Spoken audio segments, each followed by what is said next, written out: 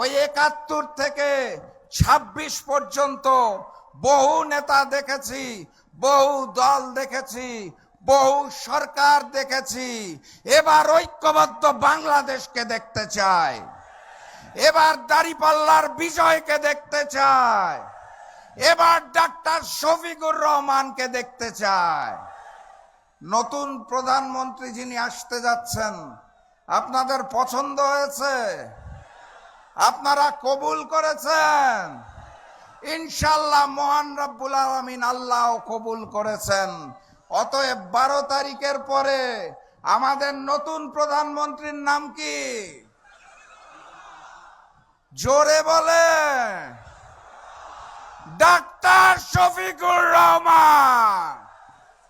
নতুন প্রধানমন্ত্রীর সফেদ চুল আর সফেদ দাড়ি দেখে চিন্তিত হবেন না।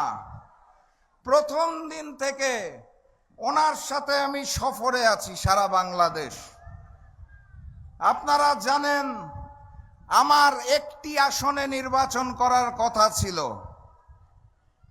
আমাদের ঐক্যের বৃহত্তর স্বার্থে আমি ঘোষণা দিয়েছিলাম একটি আসন নয়, ৩০০ আসনে নির্বাচন করব।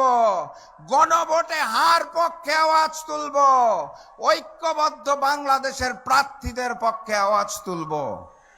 ডাক্তার শফিকুর রহমান মগবাজার জামাতের অফিসে আমাকে বুকে জড়িয়ে ধরেছিলেন, ধরে বলেছিলেন ভবিষ্যতের জন্য এরকম নেতাই চাই।